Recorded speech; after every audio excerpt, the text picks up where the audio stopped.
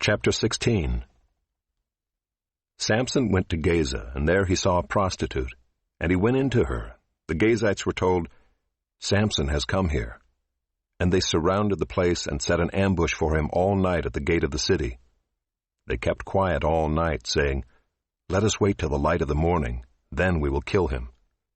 But Samson lay till midnight, and at midnight he arose and took hold of the doors of the gate of the city and the two posts, and pulled them up, bar and all, and put them on his shoulders and carried them to the top of the hill that is in front of Hebron. After this he loved a woman in the valley of Sorek, whose name was Delilah.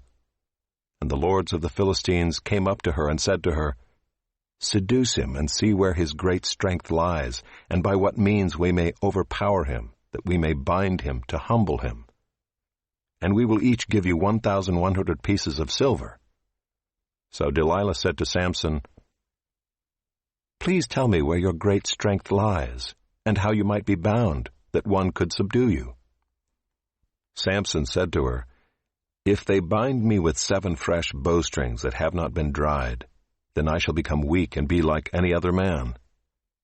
Then the lords of the Philistines brought up to her 7 fresh bowstrings that had not been dried, and she bound him with them.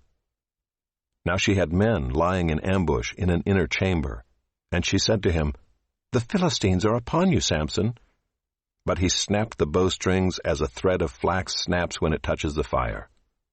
So the secret of his strength was not known. Then Delilah said to Samson, "Behold, you have mocked me and told me lies. Please tell me how you might be bound." And he said to her, "If they bind me with new ropes that have not been used, then I shall become weak and be like any other man." So Delilah took new ropes and bound him with them and said to him, "The Philistines are upon you, Samson." And the men lying in ambush were in an inner chamber, but he snapped the ropes off his arms like a thread. Then Delilah said to Samson, "Until now you have mocked me and told me lies. Tell me how you might be bound." And he said to her, "If you weave the 7 locks of my head with the web and fasten it tight with a pin, then I shall become weak and be like any other man." So while he slept, Delilah took the 7 locks of his head and wove them into the web. And she made them tight with a pin and said to him, "The Philistines are upon you, Samson."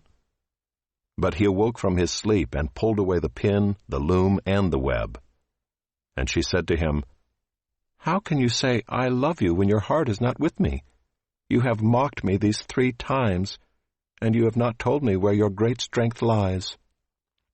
And when she pressed him hard with her words day after day, and urged him, his soul was vexed to death. And he told her all his heart, and said to her, "A razor has never come upon my head, for I have been a Nazirite to God from my mother's womb. If my head is shaved, then my strength will leave me, and I shall become weak and be like any other man." When Delilah saw that he had told her all his heart, she sent and called the lords of the Philistines, saying, "Come up again, for he has told me all his heart." Then the lords of the Philistines came up to her and brought the money in their hands. She made him sleep on her knees, and she called a man and had him shave off the 7 locks of his head. Then she began to torment him, and his strength left him.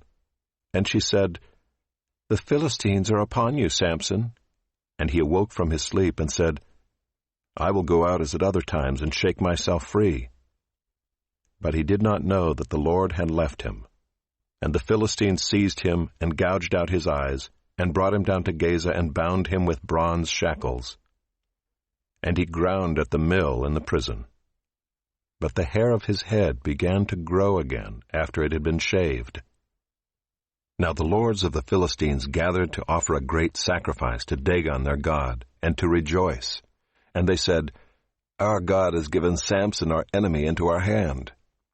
And when the people saw him, they praised their God, for they said, "Our God has given our enemy into our hand, the ravager of our country, who has killed many of us." And when their hearts were merry, they said, "Call Samson that he may entertain us."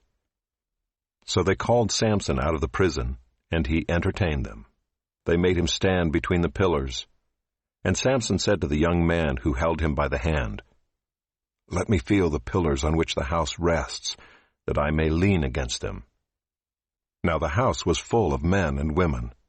All the lords of the Philistines were there, and on the roof there were about 3,000 men and women who looked on while Samson entertained. Then Samson called to the Lord and said, O Lord God, please remember me and please strengthen me only this once, O God, that I may be avenged on the Philistines for my 2 eyes. And Samson grasped the 2 middle pillars on which the house rested, and he leaned his weight against them, his right hand on the one, and his left hand on the other. And Samson said, Let me die with the Philistines. Then he bowed with all his strength, and the house fell upon the lords and upon all the people who were in it. So the dead whom he killed at his death were more than those whom he had killed during his life. Then his brothers and all his family came down and took him and brought him up and buried him between Zorah and Eshtaol in the tomb of Manoah his father. He had judged Israel 20 years.